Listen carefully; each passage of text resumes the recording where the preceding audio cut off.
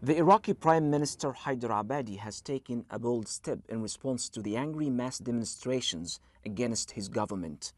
He has announced sweeping reforms, including the elimination of the posts of the 3 vice presidents and the 3 deputy prime ministers, setting up a committee to investigate alleged corruption among senior officials, abolishing financial privileges and perks for senior officials, including himself, and appointing civil servants based on competence, not sectarian background.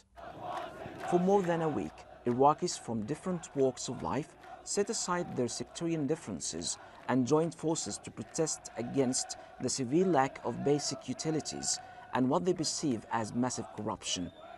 We talked to Iraqis on the streets of Baghdad. They are cautiously welcoming Mr. Abadi's decisions and they expect more from him to put them into effect. The Prime Minister should declare a state of emergency. If he has to be more authoritarian to save the country, that's just what he'll have to be. We are hopeful after these moves. We need strong and courageous decisions. He has the support of the people. This month's protests have brought our confidence back as Iraqis. We've long said Iraqis are asleep, dependent and incapable of change. But the demonstrations have restored our confidence.